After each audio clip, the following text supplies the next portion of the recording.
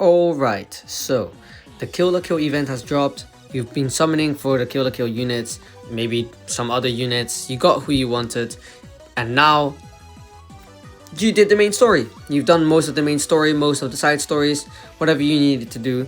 But there's the Kill la Kill event. So, what do you do there, you ask?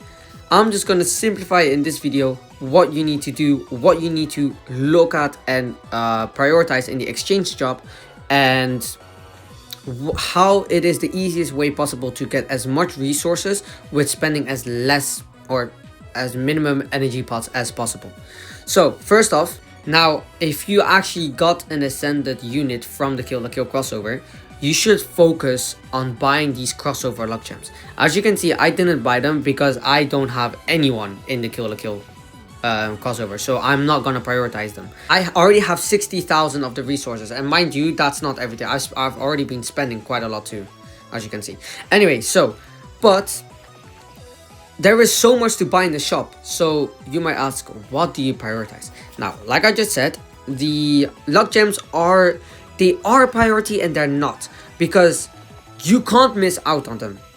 So when I say priority for the luck gems, you cannot miss out on these ones, not these. I mean these too, but mostly these, like the crossover gem EX. You cannot miss out on them at all. Like, you have to get all 30 before it leaves.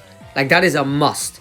But if we're gonna talk about like how important it is to like progress your account, the one right below it is what's important. The unit LB zones. You are going to need that to make your to clear content in this game easier. Because if your units are not LB'd, then you're gonna have a little bit difficulties here and there, because the stages are going to be harder. In case you don't know, LBing a unit does two things. I'm going to show you right here. So for example, as you can see, if I click on, for example, SG Lisa, you can see here that she's LB7. You can see that my she's also you can see that my Freeman is LB5. Hold up, let me get someone that is not LB'd. Right, yeah. If you look at her, you can see that she's LB1, LB0. So in case you had a quick look, if you look at here, you can see that she can equip a 5-star physical slot, a 3-star support slot, and a 2-star support slot. She can equip a 5-star physical slot, a 4-star physical slot, and a 2-star defense slot. Okurun, who is LB5, can equip a 5-star physical slot, a 5-star support slot, and a 4-star physical slot. But there are some just a little bit of units, like Freeman, for example, that actually have a 5-star slot, another 5-star slot, and another 5-star slot. So they have 3 5-star slots. And if you have someone at LB6 or higher, they can also, their 4th slot will also be 6-star. Now, that is not important because, you know, getting a 6-star equip is nowhere near as important as having all 5 stars or just 554. But so this is one thing that LBing does. You can, or limit breaking, like this is one thing that limit breaking does. You can equip stronger and higher level equips. This is extremely important because I'm sure you've heard before that equips make or break your account. It is so important to have the right equips. For obviously certain situations. So this is one thing that the limit breaking does. The second thing is if you click on a unit and you click on enhance, and as always how you level up a unit, these things below, Tasmans, they actually give extra HP, attack, and defense. But there is a maximum of how much you can get proportional to how high the limit break on the unit is. So for example, my SG Lisa is at LB7. Okay, it's swapping out, but don't look at the purple numbers, just the yellow one. So she can have 1400 HP, 600 attack, and almost 600 defense. But for example, my Freeman is 999 HP, 422 attack, and 379 defense. And the same goes for Miranda. Everyone at LB5, the maximum HP is always 999. The attack and defense differ depending on what they are. For example, Miranda is a taunt tank, so her defense is almost 500, but Freya's defense is almost 400. That's 100 stats defense difference. That's very big. But the same goes for her attack. She's not a DPS, so her, I mean, she does a tiny bit of damage. So her attack is 388, and Freeman's is 422. But the difference between Freewind and Miranda, Freewind can get LB7 and she can't. And at LB7, she gets like 1500 HP. She gets a lot of HP and a lot of attack too. Just like Misaka. Misaka is getting 700 attack. Freewind would never get 700 attack, but Misaka is getting 1300 HP. Freewind would get like 1500. So it all depends on the different units. It all depends on the different units that you're using. So this is the two things that LBing does. They increase your stats overall, and they increase the equip rarity that you can equip on unit. So it is very, very, very important to buy the unit LB stones if you need them first. If you don't already have your entire team, like let's say you only have 4 units, really good units, and you already have them all at LB5, then you don't have to worry about, I mean, obviously you still need to get them, but then you can prioritize luck. Because, like I just said, luck is actually the same thing as LBing, except it's a tiny bit different. So if you look at my Lisa, the purple stats that you see here, that is what she's getting from luck. And you can see that if you go here to luck buff. So as you can see, I always on everyone max Crest first. You don't do anything until you max Crest. Once you've max Crest, you can do whatever. So as you can see on my Lisa, I spent 5 on skill CT speed, which I'm not sure if I regret that or not, because her skill is very, very good, but I probably would have preferred if I spent them more in her stats. So as you can see, I put 250 into HP, 200 into attack, and 100 into defense. I am going to stop with defense because I just wanted to get her a little bit of defense and that's it. But she is highly benefiting from HP and attack. So I'm just going to go all out on those two stats. Of course, there are certain units that you actually really want to give art gauge or you really want to give skill CT, but every single unit has to get a second or third crest slot. So this is what you do with your luck. And please don't spend them on anything else besides crest. After you've got them on, after you've got the crest one, you can spend on anything else. Just please keep that in mind, because I see a lot of people not knowing what luck is, and then they want to increase their attack and stuff, and like let's say they have like 30 luck and they put it all into attack, and then they realize that one crest can give more attack than, you know, putting it all into the attack stat. So don't spend them. Don't ever spend your luck gems first. Like ask or be sure until you know what you're doing, because luck gems, as you can see, you can't revert them. Once you've done it, that's it. It's like it's over. You've done what you've done, and then you have to get more luck if you want to do something else. Anyway, so very important, unit LB stones and luck gems, very, very important to get in the game. So once you've bought them, there it goes the same for like the LB stones. If you go a little bit, well, not a little bit, like a lot down, there are these equip LB stones, which I will go more than because I already bought them. So as you can see, where are they? As you can see here, equip LB stone for physical equips, magic equips, defense equips, and support equips. Support equips is by far the most important, because you're gonna want to have a lot of support equips at max LB, because that's how you get the most value from them. But there are enough physical, magical, defense, and heal equips. Although heal are not really that, you know, but anyway, that are very, very important to limit break. So of course you want to buy all of the limit breaks stones, all of them. You want to buy the equipped ones, and you want to buy the unit ones. The unit ones are more important, but as I just said, I don't really need them right now. I have like 10 as of right now because I'm not getting anyone. So I 14, there you go. I can't spend them on anyone. So I'm not really prioritizing this. I have 60,000 right now, and I'm looking around on what to get, which I will actually go to next, because there are missions, the Kill la Kill crossover missions. One of these missions, so just bear in mind, if you want to get the most out of all rewards and all missions, it says here, exchange equips 20 times at the Kill la Kill crossover. Exchange equips 30 times, so 30 times the max. Even though it's 1 crystal and 1 equip ticket, it is still, you know, a crystal and equip ticket. So I'm thinking of maybe buying 30 equips first.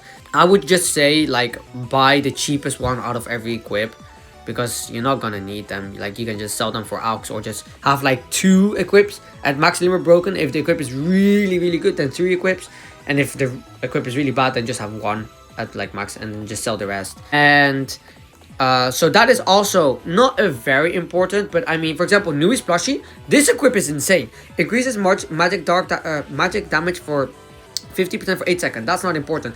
If the user is a dark unit, increases art gauge by 30.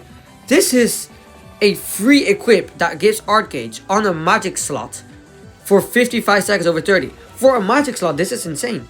This is really really good, like, especially as a new player. You could benefit a lot if you have obviously a dark unit that, you know, has a magic slot, but it's still a good equip.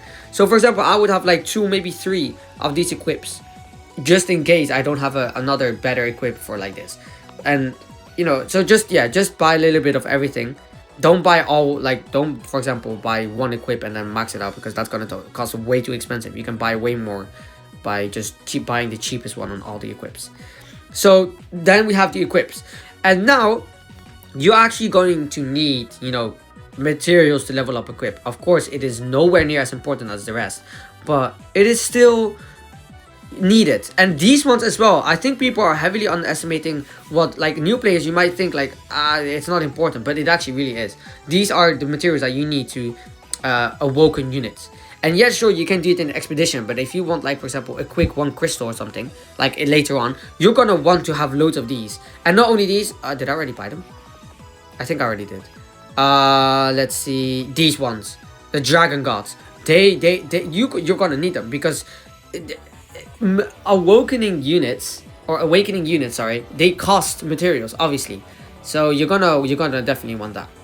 So just to quickly go over it again, you are going to want to buy unit LP stones and the crossover gem EX first. Like, these 2 are your main priority. Don't get anything else before you get these 2, especially as a new player. And then afterwards, you can get the crossover gems, like for example for like Ryuko or like any of the Awoken units, because these you should never ever spend on Awoken units. They are for ascended units only and nothing else. So so that's the first thing, the unit LB stones and the crossover gems. The second, first, you know, third are the LB stones for equips. Very important too. I'm just going to show the healing one because that's all I have. And the fourth things are buying the equips, the actual equips from the Kill la Kill crossover. It's not as important. The missions don't give that good rewards, but the equips, you know, especially as a new player, you're going to need the equips anyways. So I highly recommend it. This does require a lot of energy. Like, no matter how you look at it, you're gonna have to spend quite some energy on this event, because there's just so much to get. To buy everything, it's just, look, 20,000 to buy 1 LB stone. You can buy 3, which, by the way, no other event has. So yes, it is expensive and you don't really have a choice, but you still gotta do it, because it's just very beneficial, even for veterans. Like, there are loads of stuff that you can get here. So unit LP stones, crossover gems, unit LP equip LP stones, and then the equips of the actual crossover banner. And what I bought as well is, let's see, like these recipes. You can make the equips better, like a little bit stronger with the recipe, which I will show you here. If you go to equip and go to crafting, you can see here this. You can give them like a random stat, which could be, there you go, HP recovery, skill CT speed, dark resistance, light resistance, damage to beasts, and damage to humans up. So for example, you can just make them a little bit stronger depending on your luck, what you get. Example, this one is healing effect up. Like, you can get the 5% one, but you can also get a 10% one. So it all depends. You can get attack up, HP and recovery near death, and all these things. So they just get extra stats. And it's really good. Oh wait, that's the wrong one. It is really good. So for example, I think it's this equip. Reduces all allies damage taken by 25% and HP auto recovery for 15 seconds. This is a good free equip. For a free equip, this is really good. And you can get like more healing, more attack, more damage during break, and some healing, extra healing. Or this one. Negates all. Okay, well, no, not really. But this for equip, I think. Okay, whatever. Anyway, so you can get them stronger. You can make them strong. It's really good. It's really good. So that's another thing. Now, I have pretty much explained to you what to get from the shop. Don't buy. You will need to buy the. There's too much to explain. The Kill la Kill is so crazy. It's like such a big collab because they've been keep rerunning. But yeah, buy these. Don't forget to buy these as well because they're resources. Look again, resources. I still buy resources even if I have a lot of them. But I don't recommend it because it just requires you to spend more energy. But you know, it's not a bad idea. So you might want to buy these as well. And the equips, like I said. And then what I was just talking about, like making these equips a little bit better, you do that with these. You need 100 for each. So technically you need like 500. That's all you need. So it's not too expensive. But, you know, that depends on how much you farm. So now, speaking about that, how about farming? How do you spend as least energy as possible for the most rewards? Now, like I just said, no matter how you look at it, you are going to have to spend a lot of energy if you want to get like almost everything from the shop, no matter how you look at it. But my recommendation how to farm: these damage battles, do them every single day. You have every single day, otherwise you're missing out on rewards. I am getting 3,000 a day approximately, or maybe like 4,000 if I'm, you know, playing a bit better, from these a day. If you have kill units, you will get way more than me. You should only be using kill units, even if they don't deal a lot of damage. You should only be using kill units on this, because they will automatically do a lot of damage, because they get like I think it was like a 500% damage bonus on this. Maybe not 500, but it's very high. It is very high. They get a huge damage bonus on this. So if, for example, if you have Hoka on this, he will do so much damage. If you have Yuriko, she will help a lot because she does big damage as well. Uzu, no, like anyone, just whoever you have from the kill collab, use them. Like, you have to, like, just use them. So that's that. These are a bit different. Like, there was that reset. I mean, of course, this been resets too, but I'm talking about the red state. So let's just ignore that one. When you do these, try to have people join you with the kill units with high luck. This is the best way to farm, and this is not just for kill. This is for all events, GS events, crossover events, anything. Luck is incredibly important. I just explained that luck increases your stats and gives you another quest slot, but luck also gives more rewards when you farm a stage. That's why if you see someone with 300 luck, it is incredible. It doesn't benefit you as much because you only benefit from 100 luck of them. You don't benefit the whole 300, but they benefit from themselves for the 300 when they play solo. Just bear that in mind. This is not a video about luck, but just giving you a quick, explanation. So if you see someone with 120 luck, you will be getting the most value in multiplayer. 120 luck is the max. If anyone has more than 120 luck, you won't get the extra bonus like chest rewards. However, some people could argue that 100 is the luck. 100 luck is the max because everybody will use food, and food gives 20 luck. 20 plus 100 is 120. You get the point. So basically, that is how people do it. So whenever you play, let's just assume that this is a multiplayer on the reset stages. You play on multiplayer. You ask for high luck wanted, and if you have someone with high luck, preferably use them as well. There are some units that you can farm for that are called luck units. And for example, my favorite luck unit is, well, probably a lot of people's favorites is Chloe. I have her at 140 luck. It takes a lot of time, it takes a lot of energy, and the stage is not easy, but it is worth it. Once you have a luck 140 luck unit, things get so much easier. However, there is now also the Grand Crusade. The Grand Crusade bunny girl also, you can also get her for 140 luck for free, and she's an ascendant unit, but she takes way too long. She takes longer than farming for Chloe. Then she takes ages. So, but it's still an ascendant unit for free that gives luck at 140 luck. And mind you, in my personal opinion, she's not even that bad. She's not good, but she's not bad either. So yeah, just try to get a 100, 120, 140 luck unit. It is so worth, because you just get so much more rewards. So then you just want to enable chat, always enable chat, high luck wanted, you ready up, and basically what you want then is just you open the stage, and then just hope that you're actually gonna get people that have a kill unit at high luck. That way you will get the most rewards as possible. If someone is not using them, just ask, do you have a kill unit? Whatever it may be, just do it that way, because if you really want to save as much energy as possible, this is the way. So I highly recommend you do it this way.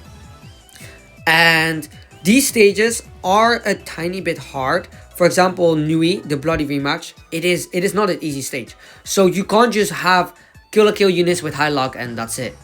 Like, you are going to need, like, for example, what I do, because I don't have any of the Kill la Kill units, I use Toma. And I let my team use whatever they want. Obviously, Kill la Kill with high luck, or not. It doesn't have to be high luck, but it would be better.